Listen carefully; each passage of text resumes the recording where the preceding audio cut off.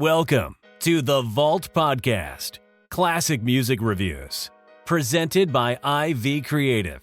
Now, here's your hosts, B. Cox and the crew. Greetings and welcome, ladies and gentlemen, to another edition of the Vault Podcast, classic music reviews, presented by IV Creative. It's a perspective of the classics from a fresh point of view. We appreciate you for taking your time and lending your ears to our perspective. You could be anywhere listening to anything, but you're right here with us, so we thank you. With you today is yours truly, B. Cox, and want to give a shout out to all the listeners out there. Again, guys, you guys are spreading the word out there, and the word's starting to get out, and I appreciate you all for doing that. Lots of great things coming out there from the website, also on our YouTube channel, vaultclassicpod.com, and also on our host.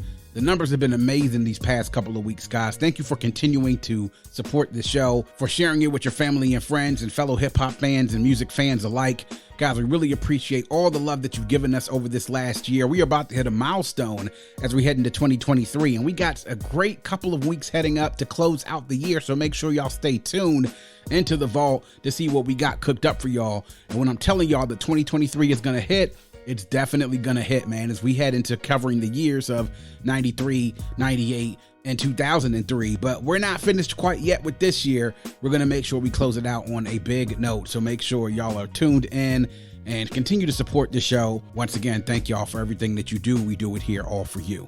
A reminder to visit vaultclassicpod.com. You can go there, see all the episodes, leave a review, also leave a voice note. You can get to the Buy Me a Coffee page to support us monetarily, let us know you appreciate us. And of course, all the socials and the YouTube page can be found right there on vaultclassicpod.com.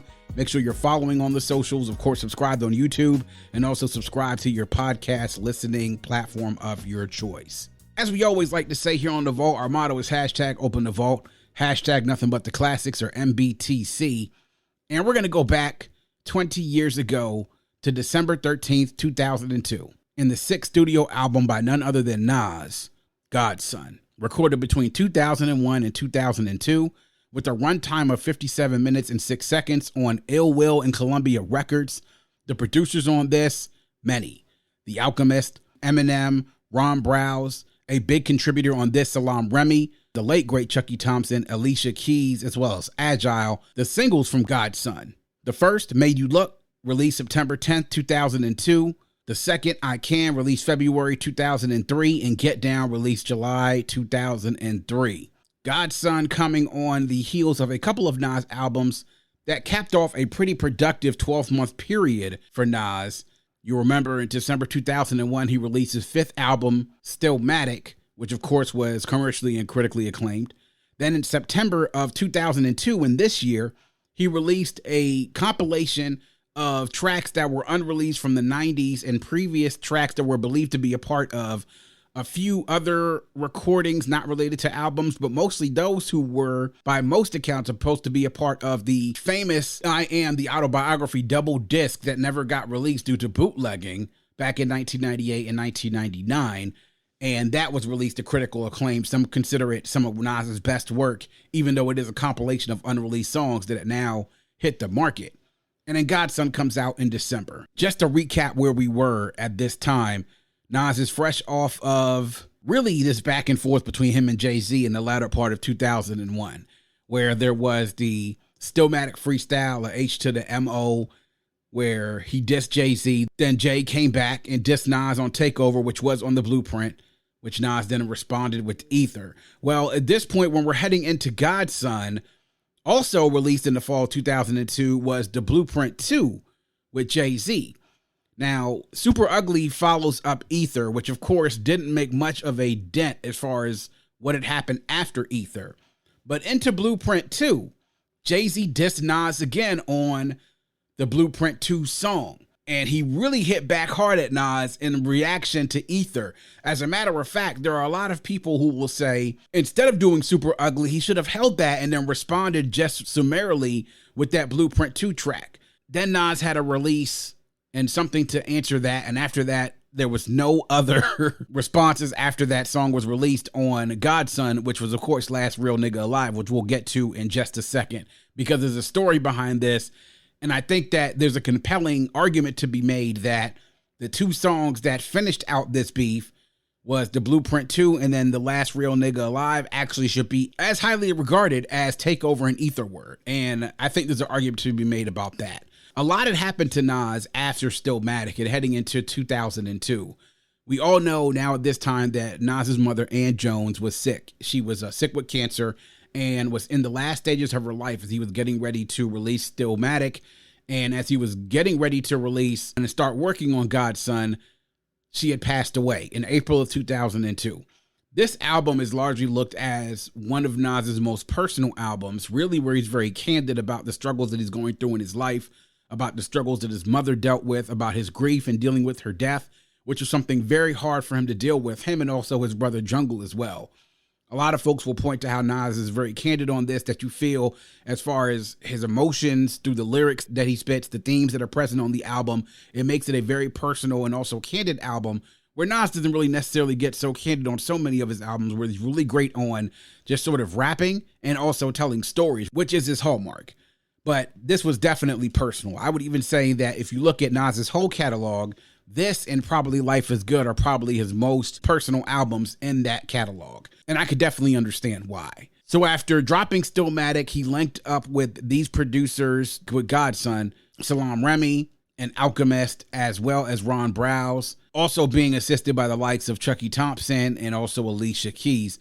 Now, there's a lot to be said about this album in regards to some of the production choices, and I think that when you talk to certain Nas fans about this album, they'll give you a bit of, I would say, a very mixed reaction overall. I think most people like this album. I think most like the songs on here. I think they like the singles. I think that they love the fact that Nas was so personal. But I do think if you talk to the ones that don't like this album as much, I would have to say their complaints is that Nas probably tried to experiment a little bit too much in a couple of the tracks, and also the production was a little inconsistent as well. As far as where I fall, I don't think I fall to one side or the other. I think that I'm more so in the middle more than anything else. I do think that this is a dope album, and I think that there are a lot of highlights on here, but I do think there are some inconsistencies as well. Nonetheless, I believe what Nas was going for here, I would have to guess, was probably on the side of, hey, I showed everybody that I'm back with Stillmatic. Now I'm going to go ahead and show you that I have a little bit of staying power, and I'm going to try some new things while I'm at it as well. Let's go ahead and start with how I got into it. First thoughts and reflections. So this album comes out in 2002 in the fall, and I'm getting ready to go back home from college. And I've already listened to the Lost Tapes. I downloaded it, of course, via LimeWire or Kazaa, one of those file sharing clients.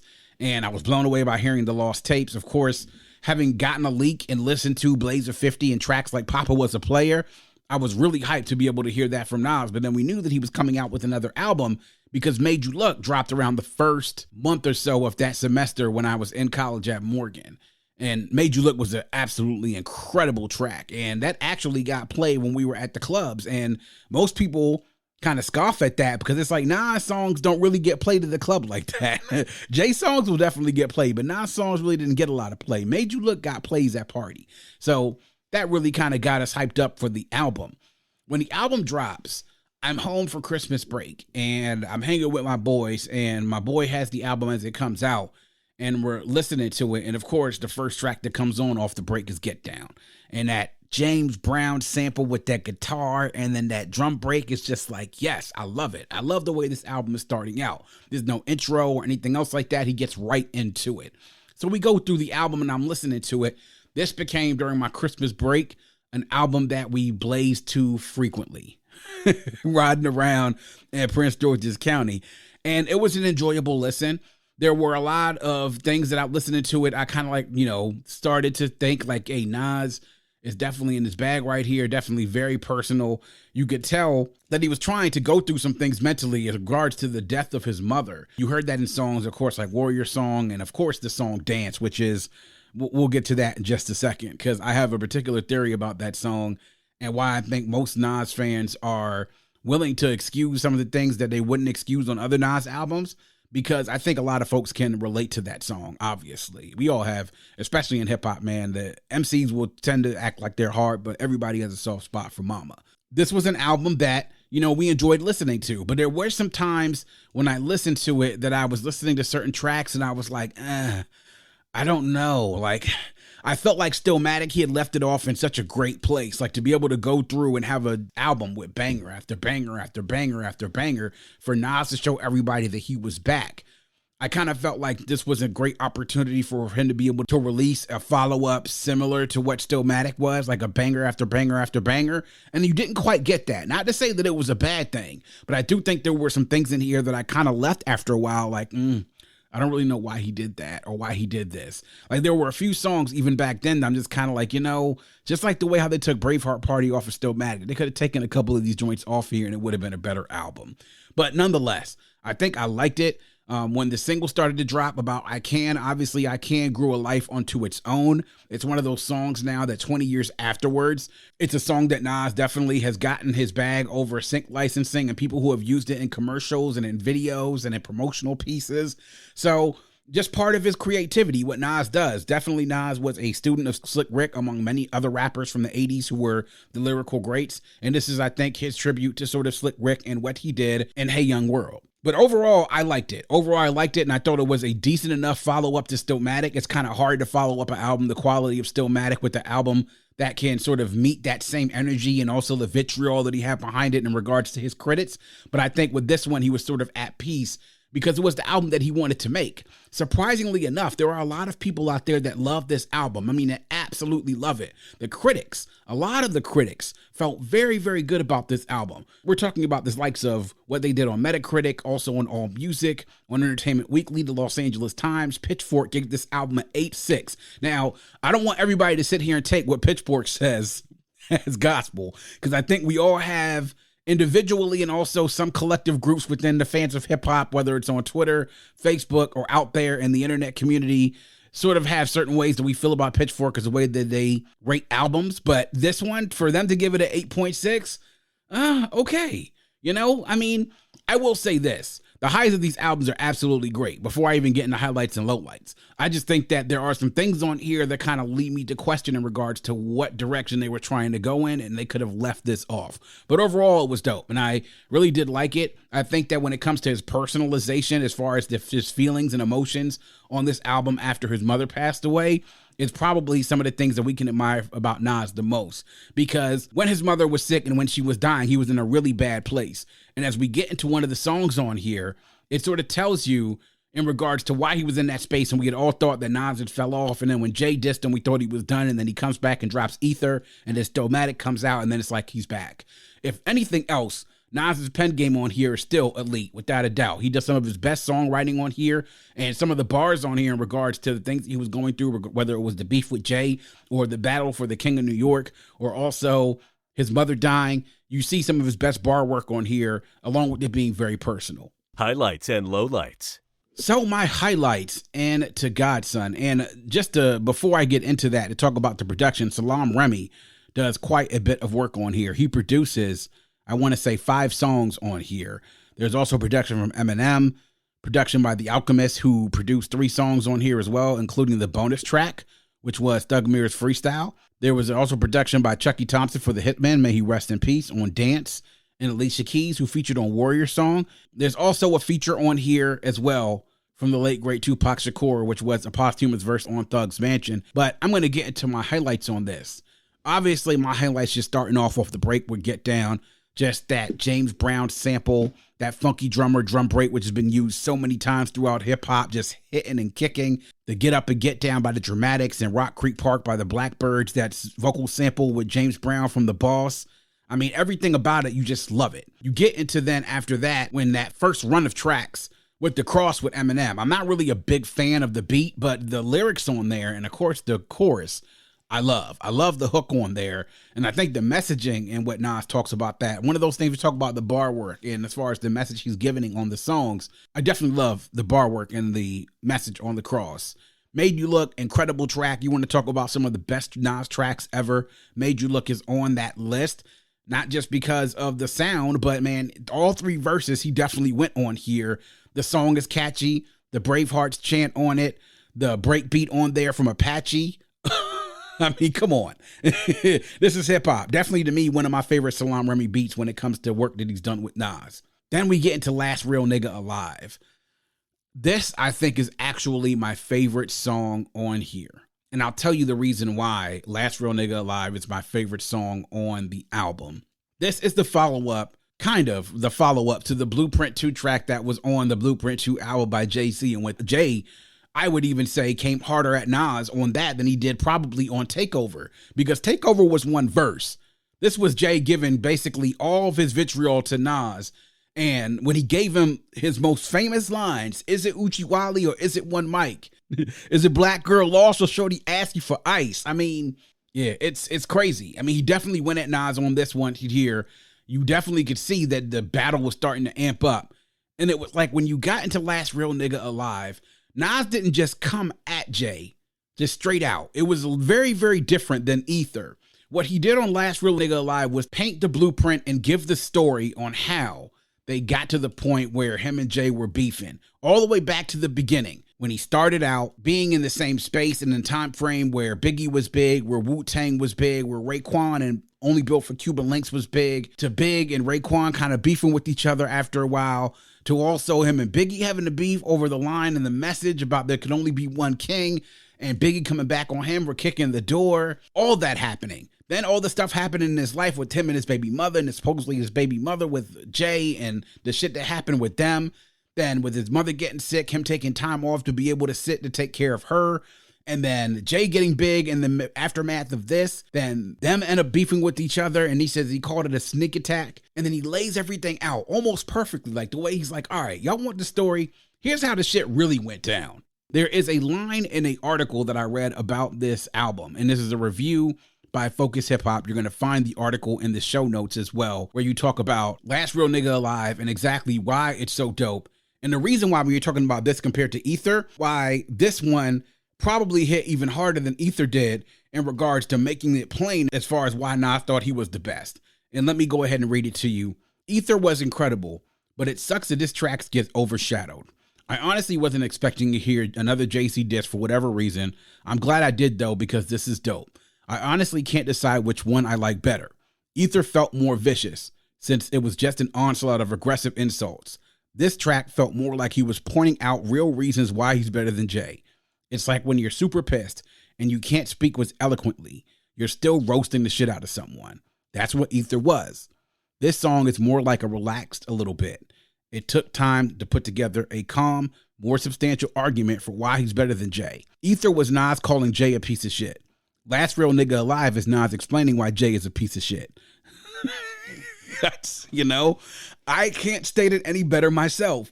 And that's why I think I love Last Real Nigga Alive, because it kind of like sets everything up like, all right, fuck the bullshit. Let's get to this shit. I'm going to lay everything out for y'all. By the end of this, it's going to be no other word said. And that ended it. After that, there was probably little subliminal things here and there, but there were no more diss songs released after Last Real Nigga Alive. That was the end of it. There was nothing else left to say. That's one of my favorites. And I know I spent a little bit of time on that, but I felt like I had to take the time to talk about the context of that song and why I love it so much. A lot of folks, I know some people will say they don't like this, but hey, listen, this is a Nas song that whether Nas fans or non-Nas fans like it or don't like it, is a song that has probably made him a lot of money, because it is a very radio-friendly song. It is a song that you can actually play for kids, and it's a song that has been used in many commercials, probably some movies, probably some other sync licensing. So when you talk about this song, it's made Nas a lot of money, and it's actually a song that, is a positive song. As I stated before, I think it's in the tradition of Hey Young World with Slick Rick, which Nas obviously was a studier of, just like he was a studier of a Cool G Rap and Rakim. So dope song, though. Definitely a dope song with the furry lease and then the drum beat from Impeach the President. Gotta love that. Book of Rhymes, which is produced by Alchemist. I like the beat, but then the concept of the song of an MC, and having done this when I used to rap and write in a book of rhymes myself, like every MC has a book of rhymes. You go through and look at the things that you jotted down, and anybody who has rapped before in life that had that book of rhymes can relate to what Nas is doing going through this book of rhymes. Because it's like, yo, I can't believe I wrote this shit, or damn, this shit was actually kind of dope. Let me go ahead and start this over. Let me see if I can save this. Nah, I ain't feeling that shit no more. I love the thought process of going through that. Conceptually, I want to say one of Nas's most clever songs as an MC. Now, Thug's Mansion is a song that is both a Nas song and also a Tupac song. I want to believe that there was a version of this song that Tupac released. It was released on Better Days, which came out also in 2002. And that featured a version with Tupac and a version also with Tupac and Nas and also Jay Phoenix on the hook. But then there is the version of Thug's Mansion that was non-acoustic. Then there was the acoustic one that featured a Nas version with 2 Nas verses and 1 Tupac verse in the second verse. This is the acoustic one with just the guitar. I love all versions of Thug's Mansion, no matter what. Every version that I listen to at Thug's Mansion, I love it. The Tupac version with Nas, that's non-acoustic, and the acoustic one with Nas with the 2 verses with Jay Phoenix on the hook. I love it. I love this song. And I think, to me, it's one of the songs that when I listen to it, it makes me think about what that Tupac and Nas collaboration would have been like had he been able to live, had they had squashed their beef like they had planned to, as it's been told by many of people that was planned to have happen before Tupac passed away and was shot a couple of days after they met, after the MTV 1996 awards. And a couple of days later was when Pac went out to Vegas and he was shot in the aftermath of the Tyson fight and the fight at the casino afterwards. It makes me think about what that collaboration could have been like for years if those two would have squashed their beef and been able to sit there and politic and also collaborate and combine on some like historic rap shit. So when I listen to Thug's Mansion, I'm like happy, but then I'm also sad because that's something that I thought that a lot of us hip hop fans were cheated out of. I also love the lyrics of Mastermind. I think it's not one of Alchemist's best beats, but I love the bar work on here. I'm also a fan of the last 2 tracks, Dance and then Heaven. Now, Dance, produced by the late, great Chucky Thompson. I love the song. It's a Nas song and a tribute to his mother, and he talked about how he wished he had one more dance with her, sort of like the same way in the vein of Luther Vandross' Dance with My Father. And it's very personal. It's something that I think a lot of people that have lost their mother and they miss her so much will definitely love this track. Some people say that the hook is cringy, but honestly, I think it's perfectly fine for a man that lost his mother and missed her very much, especially losing a mother to cancer. And to even add on to that, very nice touch on here at the end of Dance, having that trumpet or cornet solo with Oludara himself, Nas's father. And this is another time Nas and Oludara collaborating on the track. Of course, he also played on the outro of Life's a Bitch, also appeared with each other on Bridging the Gap on Streets Disciple. So I love the fact that he took time for his ex-wife and his mother of his children. He played that sort of like in tribute to her. And then Heaven with July Black. I love that too. Produced by Agile, a great way for me, I think, to close out the album. So all those highlights I love. Now, as far as the lowlights are concerned, I was not really a big fan at all of Zone Out.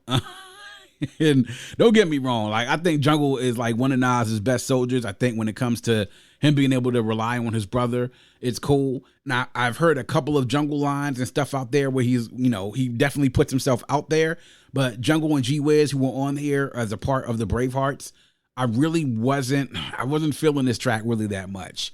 Hey Nas, which features Khalees and also Claudette Ortiz, who was formerly of the group City High, and then became now a member, was a castmate in R&B Divas in LA.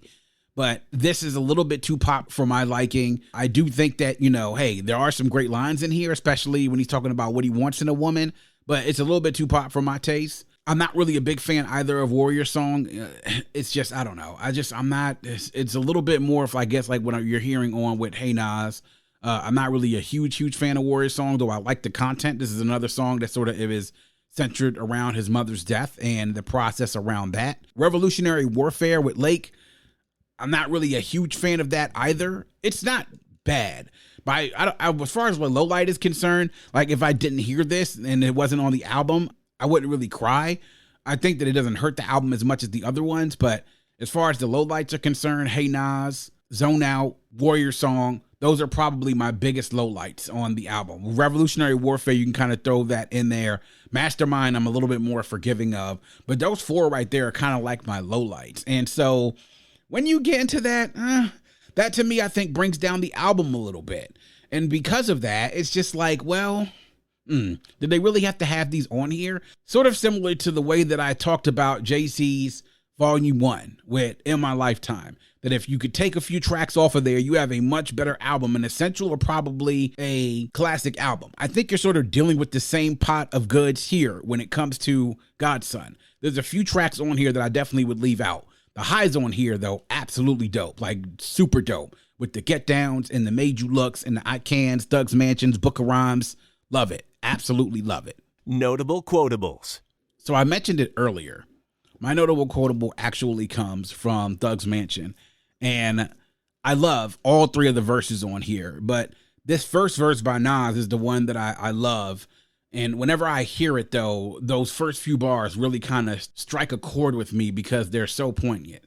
I'm capable of anything. My imagination can give me wings to fly like doves over the streets, watching many things. Kid walking home from school on drug blocks, missionaries, pass out papers that read love God. I see faces, cases, judges and juries, mason, lawyers and cops. I watch because every thug's face is my mirror, but this was one in particular. This kid, he was a vintage stick-em-up pro, 16 years old, did his jail since there's nowhere to go. Every morning called his comrade to come and get him a smoke. He insane already gone mad, blaming himself for the setbacks. Dangerous street corners where it sets at. Sleep from dust to stone, detectives act like the maniacs, chasing him, his ass was flaring, smoking like a chimney on Remi, of course he not caring. He needs a place to go to keep his mind expanding. I give him the help a hand and bring him out to Doug's Mansion. I mean, it's a great verse, man. It's a really, really great verse. And I mean, Tupac has a great verse on this as well, but the version on this where Nas has two verses and Pac has that middle verse, and that Pac middle verse is just as great, man, when he talks about, dear mama, don't cry, your baby boy's doing good. Tell the homies I'm in heaven and it ain't got hoods.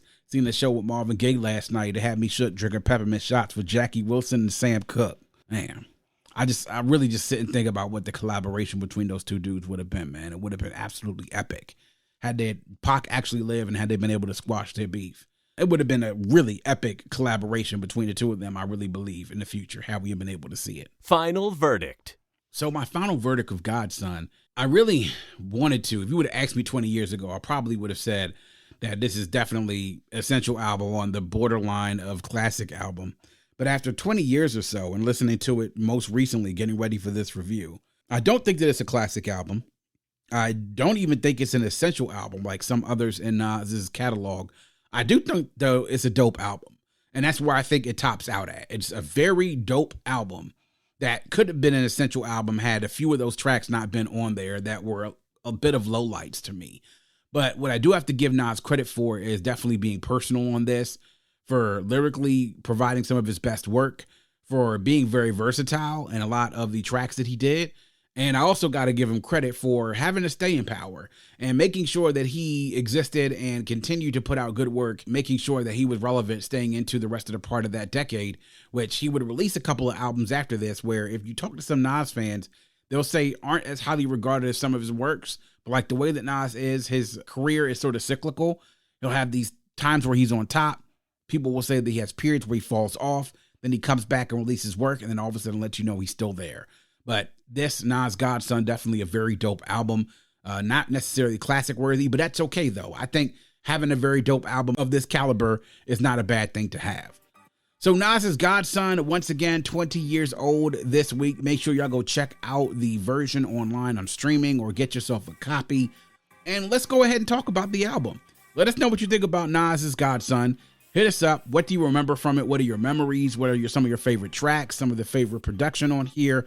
Hit us up. Let's continue the conversation. We love to talk it through. And that is going to wrap up yet another edition of The Vault. Please make sure you are visiting us at vaultclassicpod.com. That's vaultclassicpod.com. There you can learn more about the show, check out our past episodes, join our mailing list, leave a review, or if so inclined, you can leave us a voice note. Click the blue microphone in the bottom right-hand corner to leave us a voice note to let us know what you think about the show, or to just show us some love. To support the show, click the coffee cup shaded in yellow in the bottom left-hand corner to access our Buy Me a Coffee page. On Buy Me a Coffee, you can give a small monetary donation to support the show to ensure that we can keep the vault open for many years to come. You can also visit us on social media at Vault Classic Pod on IG, Twitter, and on TikTok. Also hit us on YouTube and our Facebook page. Like and follow us on social media, subscribe to the pod and the YouTube channel. We do it here all for you. We appreciate the support, and if you have a friend, tell a friend, and make sure that friend tells a friend. Always remember to keep your headphones on and your music loud, but not too loud. And as we close, we'd like to remind everyone to dream big, because dreams are the basis for creation. Always create, motivate, and elevate, because you were never destined or created to stay stationary or ordinary in this life. And on that note, we say peace. Thank you for listening and coming into The Vault. Please subscribe and visit us at vaultclassicpod.com. That's vaultclassicpod.com.